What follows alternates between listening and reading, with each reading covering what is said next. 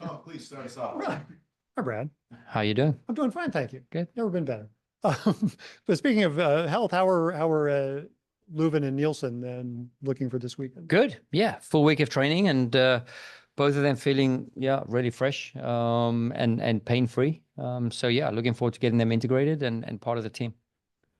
I was talking to Klaus earlier this week. What do you do with the guy? I mean, the chances are there. He's just doing everything but putting it in the net. How do you work with a guy that's going through that? Yeah, oftentimes, you get that one moment, and that one moment changes everything. So, usually when that happens, they become a very dangerous specimen on the field of play when it's going for them, right? So when it's not, what are you doing? You're showing extra video, you're getting them extra sessions on the field, after training, you sending them clips of encouragement, so I think we've invested everything. And then again, yeah, it's just a matter of time, because I'd be more worried if Klaus was not getting chances, right? So, and it's not just Klaus, it's the whole attacking front line. So we're just trying to get ourselves into these spots. And I think, whether it's been Indy, AZ, Celio, Rasmus, we've been getting guys into good spots. Sam in the last game at the death there. So I think there's a lot of positive things happening with our front group. And, I think underlying, you can read the data, you can look at the eye test and watch the games. I think the team's in a good way. We're just waiting for that moment for the penny to drop. And then another Klaus question, but a lot of times when strikers, if they're not scoring, it affects the rest of their game, but it doesn't seem like that's been the case for him. I can never fault the work ethic of any one of our players, period. It's part of who we are and what we stand for. And that's part of the job. The other job is to then now help and assist and score and work. They're our first line of defenders as well. So, we ask a ton from our front line, and, credit to them over, the span of last season going into the 2022 season. It's setting the tone and laying the foundation, and they know what's needed to defend in our style of play and to attack in our style of play too. So, yeah. Hi, Coach. How you doing? Extra sense of urgency for the team to win at home. I think it might be around the quarter pole in terms of the home schedule for the year. Yeah, no, I mean, we look to win the next game. The next game now is at home against a very good Austin team who have had some good successes, in the last two games. So we sure know who we are up against. We have played them not so long ago. So I think we know what we're going to expect. And yeah, I don't think there's any urgency. I don't think we do anything less or more. I think we're creating, we're giving up less, shots against us. This season, we're trending in the right way in many, many aspects. The only thing is now is to put it in the record in black and white and say these are the goals scored and these are the goals conceded. So, in these categories, we're trying to get better. Can there be any common threads? That it seems like you guys have had a lot of really good moments against Austin in your brief history so far? Yeah, again, regardless of opponent, I think out of 17 home games last season and some games this season, yeah, CITYPARK, we want it to become a foundation of who we are and what the community stands for and the environment we're trying to give off here in terms of entertainment. So yeah, we're trying to find ways to develop, and I think I've seen strides from my group this season in terms of development. Right? So I think we're attacking in the final thirds a lot better. It's more engaging. It's more relentless attack and waves and waves and waves. So yeah, many good things so far from what I'm seeing. Yes.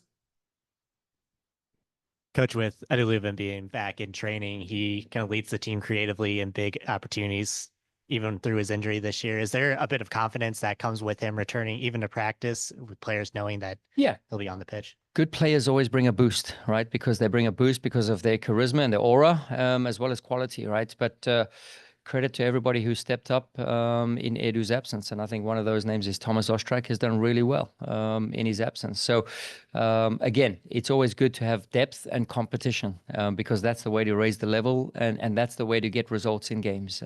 So we've seen a raise in the level this week and hopefully that gives us a great chance to get a positive result.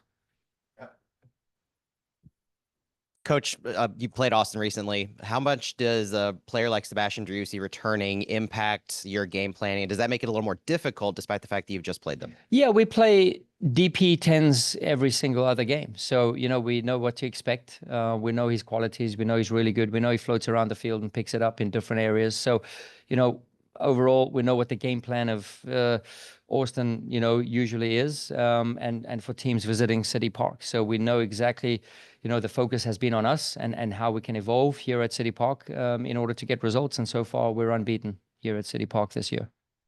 Some of the personnel decisions on your end, such as Indiana Vassilev moving from the right to the left, he plays a much different style when he's on the left, delivering a lot of service in as opposed to maybe inverting.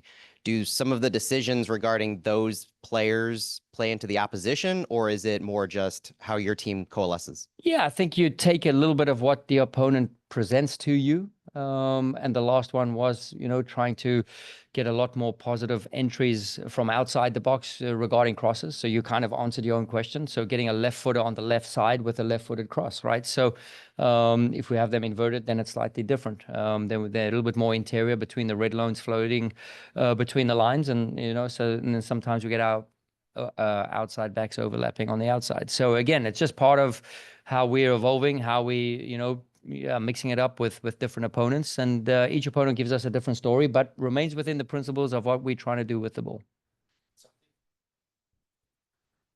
Bradley, speaking of depth and internal competition, can you talk about the number 6 position? And now that Edu is back in the mix, what determines who starts? Is it the opponent or who's doing better during the week? Yeah, I think for me, form is always a dictator of who's starting. And I think in any reference to what we've been doing and how we've been treating people and holding accountability here, pushing competition, I think the player who's best in form plays, right? So, and we've never been afraid of mixing it up and changing lineups and putting people in, right? So, yeah, with Edu coming back now, he's had a slightly, different rhythm to the rest of the group, so whether he's, a starting player, I don't think he can last the whole game. So how does that impact us from the beginning of the game?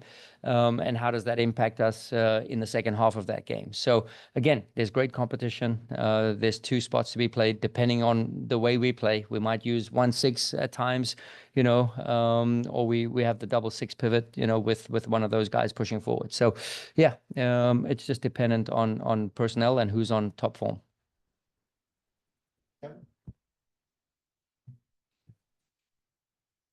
Hey Bradley, how's it Kevin, going? can you? Just how has it been trying to keep things positive in a sense with all of the draws, some of them frustrating, some of the losses that you guys have taken? How has it been in the weeks leading up to games, trying to keep things positive, keep the energy going, so so that you guys aren't getting too down, and then trying to go after wins and all? Yeah, I see a team that's lost 1 game on the year in the league, right? So I don't think I need to spin it in any one which way. I think there's a lot of things that are going for us, and that hasn't been just showing over 1 game. There's been showing over multiple weeks and the way we started preseason, right? So we look into all of these things. But again, if we're not conceding 3 goals a game, and we're not scoring, right? So that keeps me confident, and it keeps us going, because we want to win games, right? We play these tournaments, or we play the MLS, we play the league format to win games and to get 3 points, right? It's not MLS Next Pro where you get 1 point and then you might get another one on a penalty kick after that, right? So we have to learn how to win games, and at the moment, I'm quite proud of the group that games that we would give up last year.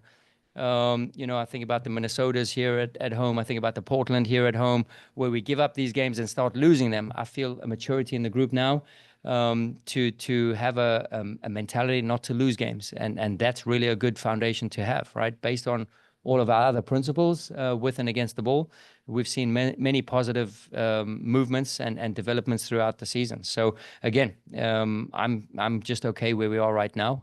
For sure, we would like more points on the board. But we're scoring freely. So, we just need to buckle down and critical moments in games minimize. And there's not too many of those either. Again, so we feel success is just around the corner. Time for 2 more with Coach. Actually, did you see the eclipse on Monday? I did. It was, I didn't get the suntan though, you know. Yeah. Yeah. Is that your first one? Don't think so. I remember one prior. Don't ask me when and how and where I was. Not sure. You know, I look forwards. I don't look backwards. Even for eclipse? Yeah. Were you here working in the building or you go outside or were you home? No, managed to get home on time. Yeah. So just to get out there. Yeah. Everybody else is okay injury wise? No one else is, Everyone else is good. You counted the players on the field. Yeah. Should be good. Just want to double check in case there was someone who was, banged All up good. in some way. All good. Coach, thank you for joining us. Appreciate it. Thank you. Go ahead, Tom. Hi, Tim. Hey, Tom. How you doing? Good. What's the kind of, I don't want to say the mood, but I don't want to put words in your mouth, but the way this season has gone with 5 ties in 7 games, how do you look at how this start of the year has gone? Yeah. I mean, do we wish we won 5 in a row like we did last year? Of course. But looking back at it, kind of like Coach touched on, learning how to not lose games is really big in this league, and getting points home and on the road, they all count up at the end of the year. So can we turn some of those ties into wins? That obviously makes the group feel better, but some of the frustration in those ties would be worse with losses. So sometimes you have to look at a tie as a good thing as well. What's it been like within the back line? Because it just seems like almost every week there's a different combination of 4 guys out there. And last year, like about the first 11 weeks of the year was, I think there were only 2 games or it wasn't the same 4 guys. Yeah. What's it been like this year with all the injuries and in and Yeah. out? A lot of doctor's visits, Mhm. you know? No, I think it's the same thing we did last year. Everyone knows what to expect out of one another. We have faith in the next guy stepping up. And when that time comes around, we expect you to do the same job that the guy before you did. So we need that hunger, the attitude, and the tenaciousness that the guy before you was providing. So in order to keep that spot, and when you get that time to play, then hopefully you're able to grab it. Hi, Tim. Based on what Coach said a second ago, how in what ways would you say the team has matured this year? Yeah, I think in terms of our style of play, we have a more understanding in terms of what we want to do, how we can be effective, what can hurt us. I think that's a big thing for us. Last year we were aware of what hurt us, but this year we can really see the moments in games where things don't go our way and what's causing us some trouble. So I think the maturity is evolving and realizing how we can minimize those moments and what we can do to stop those moments in the action.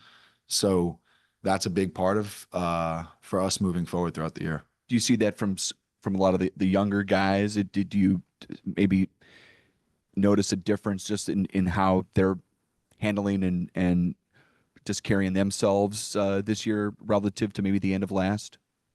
Yeah, I'd say the young guys have definitely matured to a certain level, and there's definitely some more maturing for those young guys to do. But no, I mean, I think they've done a really good job in terms of taking in information. It's not easy to take in information all the time, especially as a young guy, because you feel like you're being told a lot all the time. So the bits and pieces that we're able to give them that are giving them help and stuff like that, they've definitely been able to listen and put it into play. Thanks, Tim. Yeah.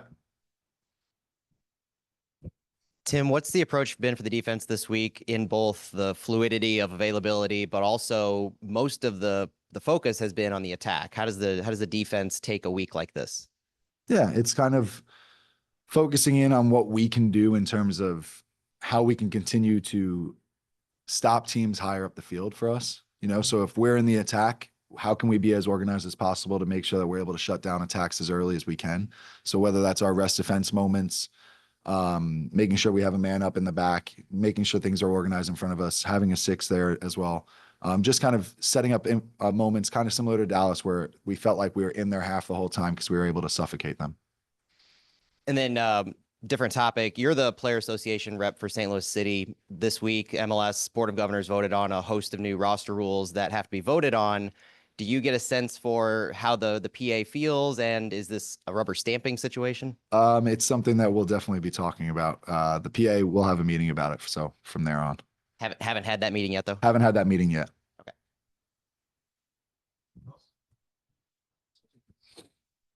So team, even though the team played Austin just a few weeks ago, now this time Sebastian Drusi will be with Austin. How different will Austin look with Drusi now? And he has been very good the last couple of games.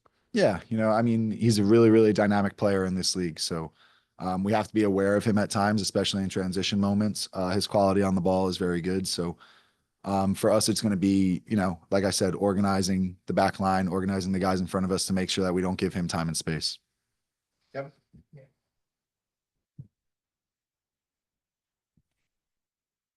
Tim, thank you for your time. Can you think of a point in your career where your teams have had stretches like you guys are going on right now where you can't seem to win, but you guys aren't losing? And what kind of wisdom have maybe you been able to impart on your teammates and how to kind of get through it? And then when you guys start winning again, maybe keep everything positive. Yeah. There's definitely been moments like this before, and it's hard because you don't want to stress the ability that you're okay with not winning games, because you're not. You want to be able to win games. You want those full 3 points, but at times and places, there's going to be an okay result with a tie. At home, obviously, we want to win every game. On the road, sometimes you're going to be okay with a tie, especially depending where you play. So there's certain situations that, especially in this league, account for a little bit of maneuverability in terms of where your expectations can be. So for the group, it's just kind of managing those expectations. We break everything down to 5-game blocks, and we try to see what we can do with points and who we play, everything situational. So for the group, we have a good understanding of what we want to do in the next 5 games, and we're trying to achieve that. Bradley has mentioned the last couple of weeks a competitive spirit. They're promoting it, whether it's in training or in battles between each other and everything. How does that keep everything fun? How does it keep everything loose between the group? Yeah, competition always brings out sometimes a little bit of anger, sometimes a little bit of tension, but it's really good. It's good for the group because in the locker room afterwards, there's always something people are arguing about, but it's always one day one guy wins, the next day he's on the losing team. So you have to be able to bite the bullet on both sides of that. Tim, thank you for joining us. Appreciate your time. Great. Thank you. Yeah. Thanks.